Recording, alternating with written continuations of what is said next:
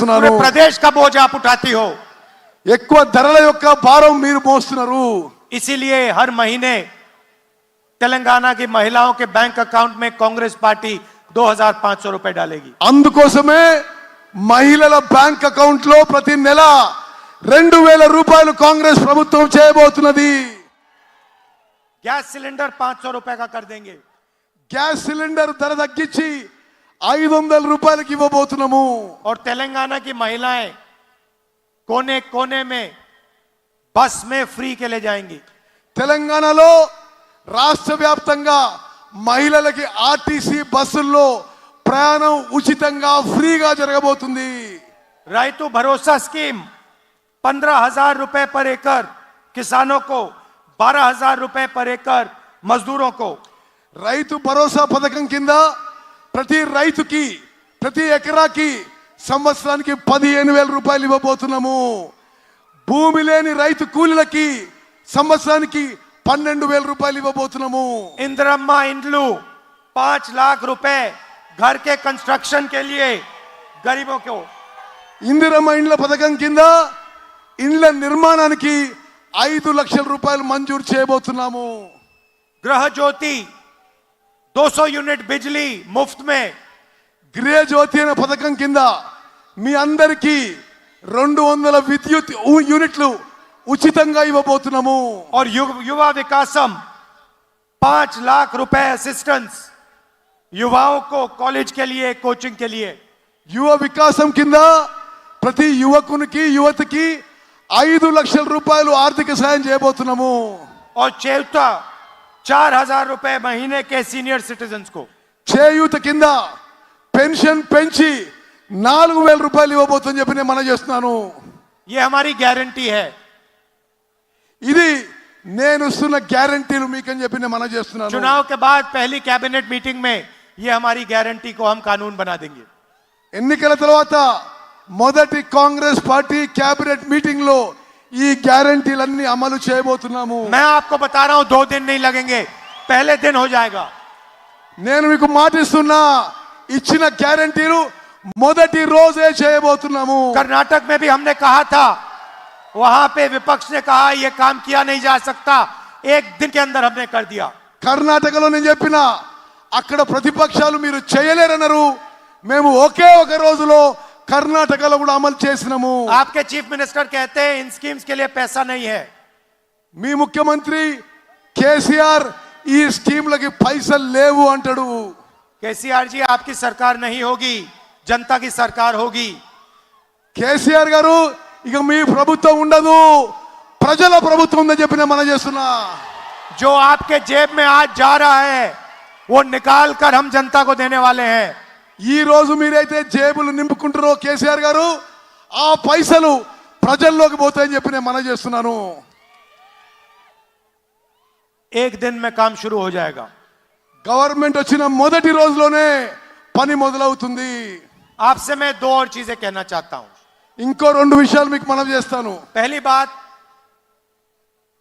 BRS, BJP और MIM एक दूसरे की मदद करते हैं. బీఆర్ఎస్, బీజేపీ, ఎంఐఎం 3 కూడా కలిసి ఉన్నాయని చెప్పి నేను మనం చేస్తున్నాను. बीजेपी को वोट देना, एमआईएम को वोट देना, इसका मतलब है कि बीआरएस को मदद करना. మీరు బీజేపీకి ఎంఐఎంకి ఓటేసినా అది బీఆర్ఎస్ ఓటేసినట్లే అని చెప్పి నేను మనం చేస్తున్నాను. आप देखिए, मेरे ऊपर 24 केस हैं. నా మీద 26 కేసులు ఉన్నాయి. मेरी लोकसभा की मेंबरशिप रद्द कर दी. నా పార్లమెంట్ సభ్యత్వం రద్దు చేయబడింది. मेरा घर छीन लिया. నా ఇంటిని, ప్రభుత్వ ఇంటిని గవర్నమెంట్ వాపస్ తీసుకున్నది. क्यों? क्योंकि मैं बीजेपी के सामने खड़ा रहता हूं. ఎందుకంటే బీజేపీ మీద ఎదురడ్డి పోరాడుతున్నాను. अब देखिए, आपके चीफ मिनिस्टर पे ना सीबीआई की इंक्वायरी, ना ईडी की इंक्वायरी, ना इनकम टैक्स डिपार्टमेंट की इंक्वायरी. ఇప్పుడు మీ ముఖ్యమంత్రి మీద సిబిఐ కేసు ఉండదు, ఎంక్వైరీ ఉండదు, ఈడీ కేసు ఎంక్వైరీ ఉండదు, ఇన్కమ్ ట్యాక్స్ ఉండదు, ఏమీ ఉండదు కేసీఆర్ మీద. यहां पे आपसे लाखों करोड़ रुपए लिया गया है। మీ దగ్గర నుంచి లక్షల కోట్ల రూపాయలు దోచుకున్నారు. कलेश्वरम इरिगेशन प्रोजेक्ट में आपके जेब में से पैसा निकाला गया। కాళేశ్వరం ప్రాజెక్టులో మీ జేబుల నుంచి పైసలు కేసీఆర్ దొంగలించిండు. कोई सीबीआई इंक्वायरी नहीं, कोई ईडी इंक्वायरी नहीं। ఏ సిబిఐ ఎంక్వైరీ ఉండదు, ఏ ఈడీ ఎంక్వైరీ ఉండదని చెప్పి మనం చేస్తున్నారు. और लोकसभा में बीआरएस बीजेपी की पूरी मदद करते हैं। లోక్సభలో పార్లమెంట్లో బీఆర్ఎస్ పార్టీ బీజేపీకి మద్దతుగా నిలబడుతుంది. चाहे वो जीएसटी हो या किसान बिल हो। జిఎస్టీ మీద కానీ రైతుల బిల్లు మీద కానీ బీఆర్ఎస్ పార్టీ బీజేపీకి మద్దతుగా నిలబడ్డది. यहां पे बीआरएस को हराना है, दिल्ली में बीजेपी को हराना है। ఇక్కడ బీఆర్ఎస్ ని ఓడగొట్టాలి, ఢిల్లీలో బీజేపీని ఓడగొట్టాలి. यहां पे अपना वोट जाया मत कीजिए। बीजेपी को, एमआईएम को वोट नहीं देना है, कांग्रेस पार्टी को देना है। ఇక్కడ మీ ఓటు బీజేపీకి, ఎంఐఎం కి, బీఆర్ఎస్ కి ఓటు వేయొద్దు, కాంగ్రెస్ పార్టీకి ఓటు వేయవలసిందిగా విజ్ఞప్తి చేస్తున్నా. और यहां पे कांग्रेस पार्टी की आंधी आने वाली है। ఇక్కడ కాంగ్రెస్ పార్టీ తూఫాన్ రాబోతుంది, కాంగ్రెస్ పార్టీ వేవ్ రాబోతుంది. और कांग्रेस पार्टी के जो हमारे कार्यकर्ता हैं, वर्कर हैं, आपको इन लोगों ने 10 साल तंग किया। కాంగ్రెస్ కార్యకర్తలారా 10 ఏళ్ల పాటు వీళ్ళు మిమ్మల్ని ఇబ్బంది పెట్టిండ్రు, आपको दबाया, मारा, कुचला, पीटा। మిమ్మల్ని ఒత్తిడి చేసే ప్రయత్నం చేసిండ్రు, కొట్టిండ్రు, మిమ్మల్ని అనేక రకాలుగా ఇబ్బంది పెట్టిండ్రు. आप हमारे शेर हो మీరు మా పులులు అని చెప్పి నేను మనం చేస్తున్నా. और आप भूलो मत कि आपकी सरकार आने वाली है। ఏం భయపడొద్దు, మీ ప్రభుత్వం రాబోతున్నది. ये तेलंगाना की जनता की सरकार होगी, मगर ये कांग्रेस पार्टी के कार्यकर्ता की भी सरकार होगी। రాబోయేది తెలంగాణ ప్రజల ప్రభుత్వం, కాంగ్రెస్ కార్యకర్తల ప్రభుత్వం అని చెప్పి నేను మనం చేస్తున్నాను. और सरकार में आपको शामिल करके ये सरकार चलाई जाएगी। రాబోయే కాంగ్రెస్ ప్రభుత్వంలో కార్యకర్తల పాత్ర ఉంటుందని చెప్పి నేను మనం చేస్తున్నాను. अब मैं आपसे आखिरी बात कहना चाहता हूं, जो शायद सबसे जरूरी बात। ఆఖరి మాట, చాలా ముఖ్యమైన మాట నేను మనం చేస్తున్నాను. कुछ दिन पहले मैंने पार्लियामेंट में कास्ट सेंसस पे भाषण दिया। నేను కొన్ని రోజుల క్రితం పార్లమెంట్లో కుల గణన గురించి, క్యాస్ట్ సెన్సస్ గురించి మాట్లాడడం జరిగింది. नरेंद्र मोदी जी और आपके चीफ मिनिस्टर ओबीसी की बात करते हैं। నరేంద్ర మోదీ, కేసీఆర్ ఓబీసీ గురించి మాట్లాడతారు. जहां भी जाते हैं ओबीसी की बात करते हैं प्रधानमंत्री। ఎక్కడ పోయినా ప్రధానమంత్రి ఓబీసీల గురించి మాట్లాడతాడు. तो मैंने पार्लियामेंट में एक सवाल पूछा। నేను పార్లమెంట్లో వాళ్ళు ఒక ప్రశ్న అడిగినా, मैंने प्रधानमंत्री से पूछा कि अगर आप ओबीसी की इतनी मदद करते हो तो कास्ट सेंसस का जो डेटा है उसको आप पब्लिक क्यों नहीं बनाते? మీరు, నేను నరేంద్ర మోదీని పార్లమెంట్లో అడిగినా, మీరు ఓబీసీ మాట మాట్లాడతారు, క్యాస్ట్ సెన్సస్ డేటా మీరు పబ్లిక్ ఎందుకు చేయరు అని మాట్లాడినా. जो हमने जाति जनगणना किया था जब हमारी सरकार थी दिल्ली में, उसके आंकड़े आप पब्लिक को क्यों नहीं बताते? మా ప్రభుత్వం ఉన్నప్పుడు కుల గణన లెక్కలైతే ఉన్నదో, క్యాస్ట్ సెన్సస్ లెక్కలైతుందో అది పబ్లిక్ చేయాలి అని చెప్పి నేను నరేంద్ర మోదీకి చెప్పాను. मैं आपको एक छोटा सा उदाहरण देता हूं। ఒకటే మీకు ఉదాహరణ ఇస్తా నేను.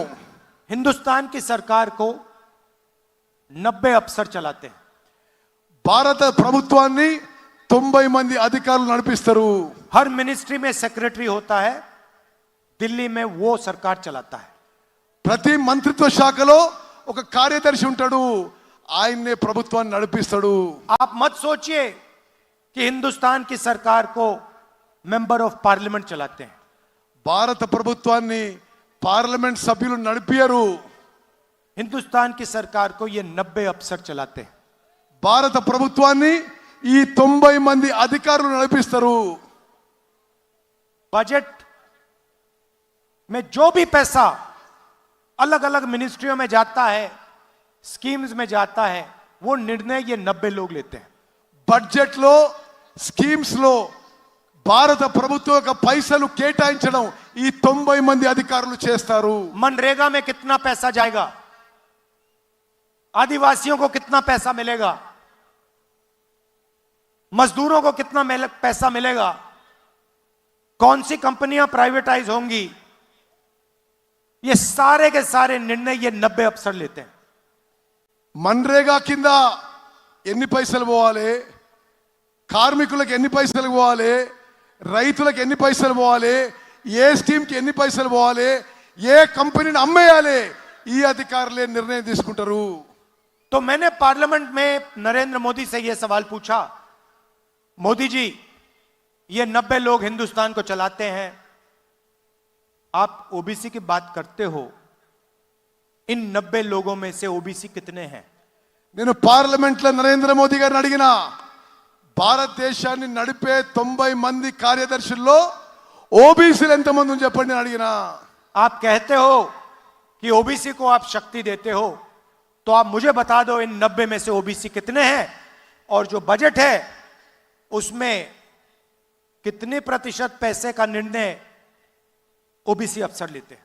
నేను మోదీ గారిని అడిగిన, మొత్తం భారతదేశం బడ్జెట్ ఈ 90 మంది అధికారుల్లో ఓబీసీలు ఎంతమంది, వాళ్ళ నిర్ణయ అధికారులు ఎంత అని చెప్పి అడగడం జరిగింది।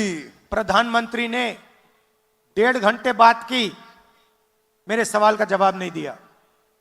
ప్రధానమంత్రి పార్లమెంట్లో గంట సేపు మాట్లాడిండు, కానీ నా ప్రశ్నకి జవాబు ఇవ్వలేదు। भाइयों और बहनों, हिंदुस्तान का बजट 44 लाख करोड़ का है। అక్క చెల్లెలు అన్నదమ్ములు, భారత ప్రభుత్వం యొక్క బడ్జెట్ 44 లక్షల కోట్ల రూపాయలు। उस बजट को, उसमें पैसा कहां जाता है, कैसे जाता है, वो निर्णय ये 90 लोग लेते हैं। ఈ 44 లక్షల కోట్ల రూపాయలు ఎక్కడికి పోవాలి, ఎట్లా చేయాలని ఈ 90 మంది అధికారులు డిసైడ్ చేస్తారు। भाइयों और बहनों, 90 में से सिर्फ 3 अफसर ओबीसी वर्ग के हैं। ఈ 90 మందిలో, భారతదేశం నడిపించే ఈ 90 మందిలో ముగ్గురు ఓబీసీలు ఉన్న విషయం నేను మీకు और మనవి वो भी చేస్తున్నాను। छोटे छोटे डिपार्टमेंट्स में, అది కూడా చిన్న చిన్న డిపార్ట్మెంట్స్ లో कोने में बैठे हुए हैं वो। వాళ్ళకి ఎక్కడ కూడా ముఖ్యమైన పదవులు లేవు। भाइयों और बहनों, बजट में से सिर्फ 5% निर्णय ये 3 अफसर लेते हैं। అక్కలు చెల్లెలు అన్నలు తమ్ముళ్ళు, భారత ప్రభుత్వం యొక్క బడ్జెట్ లో కేవలం 5% ఈ ఓబీసీ అధికారులు ముగ్గురు వాళ్ళు నిర్ణయం చేస్తారు, కేవలం 5%। क्या हिंदुस्तान में ओबीसी की आबादी सिर्फ 5% है? భారతదేశంలో ఓబీసీ జనసంఖ్య 5% ఉన్నదా? आपके जो चीफ मिनिस्टर हैं, कास्ट सेंसस करवाने से क्यों डरते हैं? మీ ముఖ్యమంత్రి కుల గణన చేయడానికి, క్యాస్ట్ సెన్సస్ చేయడానికి ఎందుకు భయపడుతున్నాడు? मैं आपको बताता हूं क्यों घबराते हैं। నేను మీకు చెప్తున్నా, क्योंकि वो जानते हैं कि जिस दिन कास्ट सेंसस निकल आया, उस दिन दूध का दूध पानी का पानी हो जाएगा। ఎప్పుడైతే క్యాస్ట్ సెన్సస్ అవుతుందో స్పష్టంగా ఏ కులానికి ఎంత సంఖ్య వస్తుందో తేలిపోతుందని చెప్పి కేసీఆర్ క్యాస్ట్ సెన్సస్ చేయడం లేదు। तेलंगाना के लोगों को बात समझ आ जाएगी कि तेलंगाना के बजट को कौन कंट्रोल करता है, पैसा कौन इस्तेमाल करता है, पैसा कहां जाता है और कहां आता है। తెలంగాణ ప్రజలకి స్పష్టంగా అర్థమవుతుంది, తెలంగాణ ప్రజల డబ్బు ఎవరు ఉపయోగిస్తున్నారు, ఎటు పోతుంది, ఏడ ఖర్చు పెడుతుందని చెప్పి క్యాస్ట్ సెన్సస్ అయితే జరుగుతుందని చెప్పి నేను మనకి इसीलिए आपके चीफ मिनिस्टर यहां और नरेंद्र मोदी वहां कास्ट सेंसस नहीं करवाना चाहते। అందుకోసమే ఇక్కడ మీ ముఖ్యమంత్రి, అక్కడ నరేంద్ర మోదీ క్యాస్ట్ సెన్సస్ చేయడం లేదు। और मैं आपको बता रहा हूं, जैसे हमारी यहां सरकार आएगी तेलंगाना में, कास्ट सेंसस का यहां काम शुरू हो जाएगा। తెలంగాణలో కాంగ్రెస్ ప్రభుత్వం రాగానే క్యాస్ట్ సెన్సస్ పని మొదలు పెడతాము। और जो तेलंगाना का सच्चा सपना है, उस पर काम शुरू हो जाएगा। తెలంగాణ నిజమైన ప్రగతి మేము మొదలు పెడతాము। और यही काम हम हिंदुस्तान में भी करेंगे। ఢిల్లీలో ప్రభుత్వం రాగానే ఇదే పని అక్కడ కూడా మొదలు పెడతాము। चुनाव का समय है, मैं अब यहां काफी घूमा हूं, मैं आपको बता सकता हूं कि कांग्रेस पार्टी की लहर आ रही है। నేను ఇక్కడ తెలంగాణలో చాలా తిరిగి ఉన్నా, స్పష్టంగా చెప్తున్నా, తెలంగాణలో కాంగ్రెస్ తుఫాను, కాంగ్రెస్ వేవ్ రాబోతున్నది. जैसे सुनामी आती है वैसे कांग्रेस पार्टी की सुनामी आने वाली है. తెలంగాణలో సునామీ వచ్చినట్టుగా కాంగ్రెస్ సునామీ రాబోతుంది మనం చూస్తున్నాం. और ये कांग्रेस पार्टी की ये जो तूफान है ये कांग्रेस पार्टी का कार्यकर्ता ला रहा है. ఈ కాంగ్రెస్ తుఫాను కాంగ్రెస్ కార్యకర్త తీసుకొచ్చిన మనం చేస్తున్నా. 10 साल आपने हमारा झंडा उठाया, 10 ఏళ్ళు మీరు మా జెండా మోసినరు, 10 साल आपने लाठी खाई. 10 ఏళ్ళు మీరు లాఠీ దెబ్బలు తిన్నారు. अब आपका समय आने वाला है. మీ సమయం వచ్చేసింది. आपको एक कदम पीछे नहीं हटना है. ఒక్క అడుగు కూడా ముందుకేయొద్దు, जो వెనకకేయొద్దు. कांग्रेस पार्टी के और तेलंगाना की सच्चाई है, आप तेलंगाना की जनता को, युवाओं को, माताओं को, बहनों को बताओ. ఈ విషయం, ఈ నిజం తెలంగాణలో కాంగ్రెస్ తల్లులకి, యువకులకి మీరందరూ చెప్పాలి.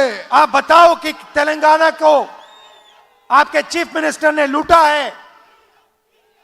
మీరు తెలంగాణలో ముఖ్యమంత్రి తెలంగాణ ప్రజానికి లూటీ చేసిందని చెప్పి చెప్పాలి. और आप बताओ कि कांग्रेस पार्टी जो तेलंगाना का सपना था उसे पूरा करना चाहती है और पूरा करेगी. తెలంగాణలో మీ స్వప్నం కాంగ్రెస్ పార్టీ పూర్తి చేస్తుంది, మీ కల పూర్తి చేస్తుందని చెప్పి మనం చేస్తున్నాను. आप सब यहां आए, शाम का समय है, दूर दूर से आए हैं, इसके लिए दिल से आपको बहुत बहुत धन्यवाद. ఈ సాయంత్రం కాలం మీరు దూరం నుంచి వచ్చారు, మీ అందరికీ నా ధన్యవాదాలు, శుభాకాంక్షలు, అభినందనలు. और भूलिए मत, ये तीनों पार्टियां जो हैं बीजेपी, बीआरएस और एमआईएम, ये एक साथ मिलकर लड़ती हैं. మర్చిపోవద్దు, బీజేపీ, బీఆర్ఎస్, ఎంఐఎం కలిసి ఉన్న మాట మర్చిపోవద్దు. ये एक दूसरे की मदद करते हैं. ఒకరికొకరు సాయం చేసుకుంటారు. हमारी विचारधारा की लड़ाई है. మా ఆలోచన విధానం సెక్యులరిజం, దానికోసం కొట్లాడుతున్నాము. तेलंगाना के सपने की लड़ाई है. తెలంగాణ కళ నెరవేర్చడమే మా ఉద్దేశం. इसको हम पूरा करके ही छोड़ेंगे. धन्यवाद. जय हिंद. జై హింద్. రాహుల్ గాంధీ గారి నాయకత్వం, రాహుల్ గాంధీ గారి నాయకత్వం.